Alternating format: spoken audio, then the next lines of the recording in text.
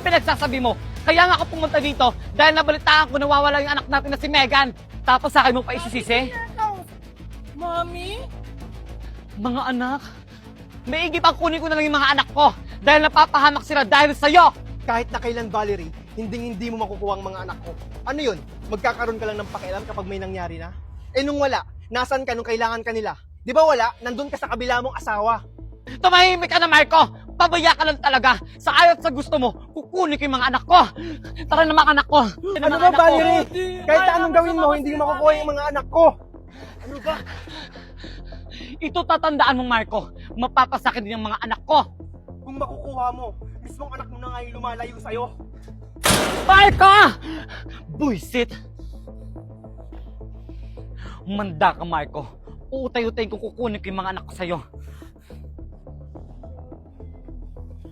Sigurado ako mga anak na may kinalaman ang mami niyo sa pagkawala ni Megan. Anong gagawin natin, Daddy? Hahanapin at susundan ko siya. Tara na! O ano, Valerie? Di ba wala ka na pala? Di mo nakuha yung dalawang mong anak? Tumahimik ka na! Hindi pa ako tapos. Makukuha ko pa rin ang anak ko sa kanila. Tara na! Mami, Daddy, bilhan niyo ako ng bagong toy sa mall ha pagdating natin doon. Oo naman anak, lahat ng gusto mo, ibibigay ko. Daddy, gusto ko yung malaki. Yung nawawala ka na kumain Yung ko. kasing laki ko. Kasama pala ni Valerie. Tao po! Tao po! Nasaan na kaya si Megan, Kuya Junjun? Tao po! Tao po! May tao! Baka nakita na si Megan! Kuya Junjun, wait lang. Bakit Tao po! naman yan? Iyan! Tao po! Sino yan? Junjun, nasaan si daddy mo? O bakit, Wakan? Bakit mo siya hinahanap? Nakita ko yung kapatid nyo, tsaka yung mami nyo. Tapos kasama niya yung bago niyang asawa. Ano? Kailangan itong malaman ni Daddy, Kuya Junjun. Kaya mabilis na pumunta ako agad dito. Daddy! O ano yun? Megan, nakita daw ni Joaquin na kasama si Mami. Ano? Sinasabi ko na nga ba? Nandyan pa ba si Joaquin? Opo, Daddy, kausap niya si Kuya Junjun nandun po sa labas. Joaquin? Saan mo nakita si Megan? Doon po sa Calvario. Naglalakad po sila. Sinasabi ko na nga ba eh. Walang niya talaga yung Valerie na yan. Joaquin, alam mo ba kung saan sila pumunta? Basta ang narinig ko, pupunta sila ng mall. Kailangan ko magmadali. Joaquin, salamat sa impormasyon ha. Tara, Junjun. Walang anuman po, Tito Marco. Joaquin, salamat ha.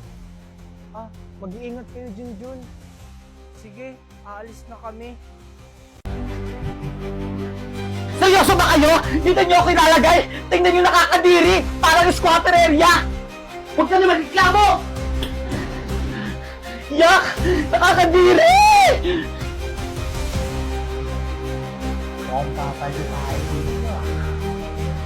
Oo nga eh. Oh my God! Mukhang may Nakakadiri! pagtitripan na naman tayo.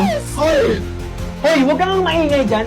Baka nakakalimutan mo, nasa kulungan ka. Wala ka sa bahay mo. Anong pake mo? At sa pasino ka ba? Puti na titiis nyo to! Tingnan nyo nakakadiri! Ang dami pag-ipis! Aba, akala mo kung sino ka ah. Baka nakakalimutan mo.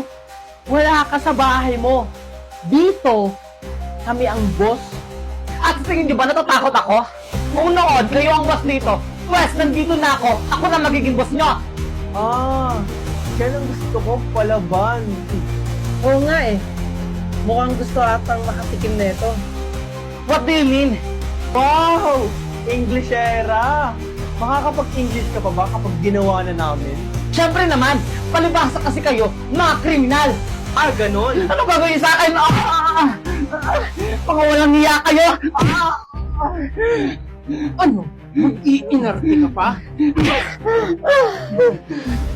Dito, bawal ang paarte-arte. Yan ang napapala ng paarte-arte. Sana matuto ka na at alam mo yung nilulugar mo. Oh, ano kaguluhan ang nangyayari dito? Wala po! Ito kasing bago dito. Nakatulog sa sahig. Oo nga po!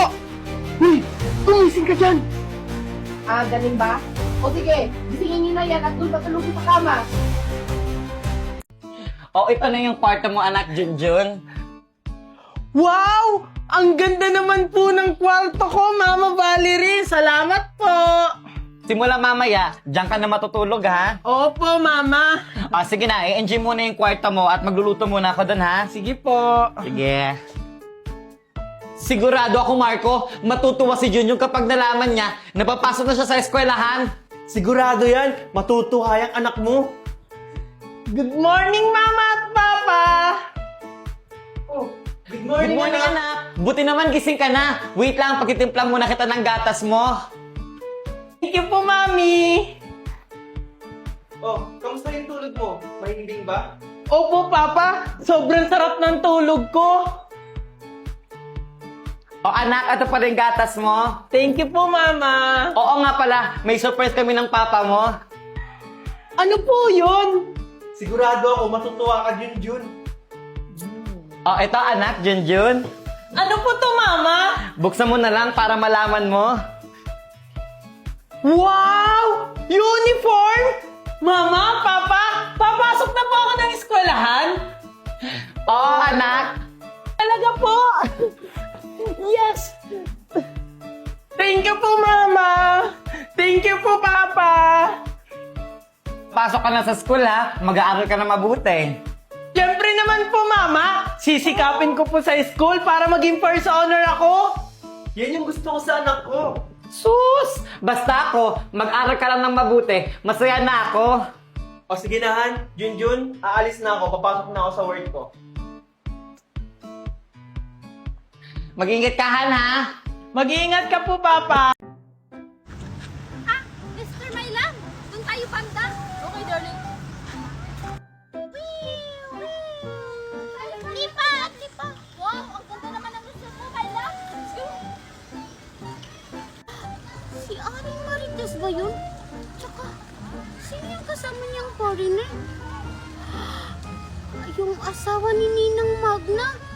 Kailangan tong malaman ni Junjun na nakauwi na ng Pilipinas yung mami niya.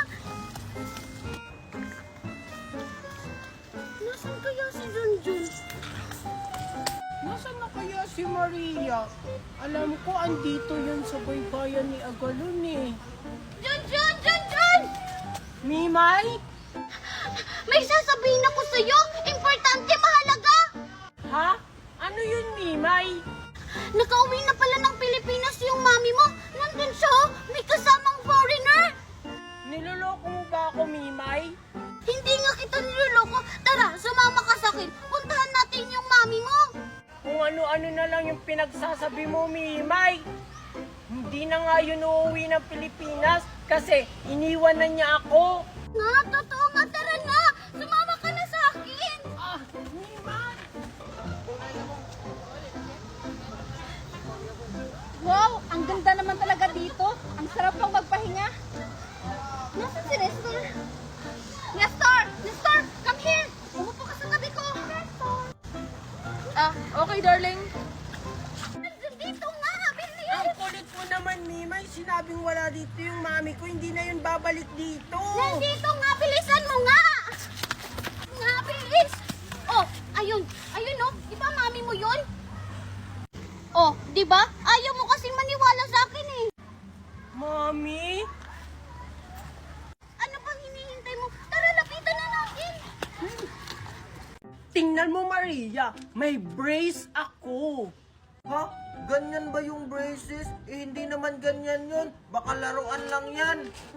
Ni, totoo kayang brace to. Ito yung uso ngayon. At alam mo ba, ang mahal-mahal nito kasi umiilaw to. Pwede nga. Sige nga, kung totoong braces yan, ilagay mo nga sa ngipin mo. Ayaw mo talagang maniwala, oh. Tingnan mo. Oh, diba? Umiilaw. Wow! Oo nga! Ang ganda naman yan, Junjun. Saan mo yan nabili? Hindi ka makakabili dito na sa Pilipinas kasi sa ibang bansa ito nabibili. Hindi, magpapa-order ako ng ganyan kay Mami. Basta magkakaroon ako ng ganyan. Mami! Mami! Mami! Oh, ano naman yan, Maria? Kasi Mami, si Junjun may braces na umiilaw. Ang ganda-ganda.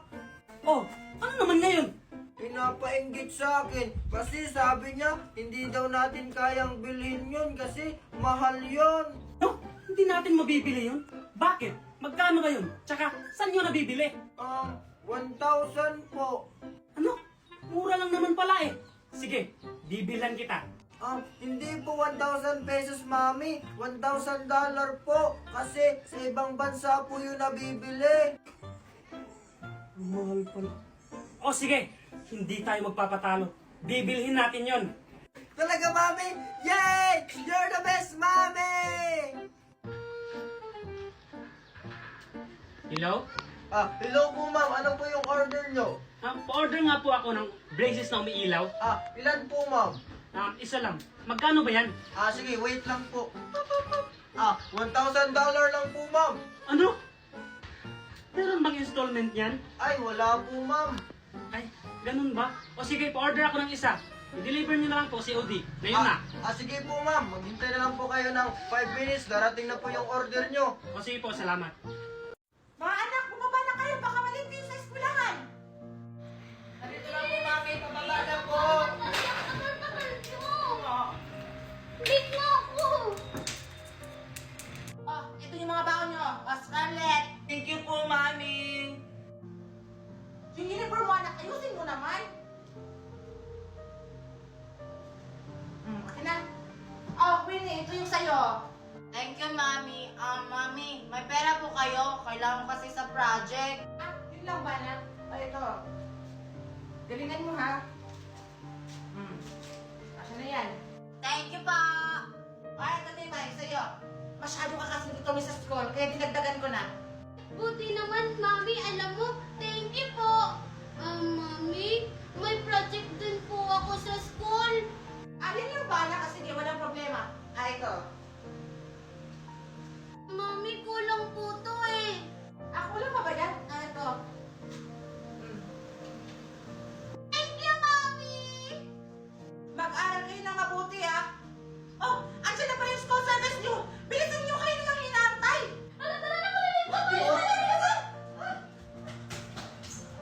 Oh, Junjun, ano hinantay mo? Mami, yung baon ko. O, diba? May binigyan akong pera sa'yo kahapon.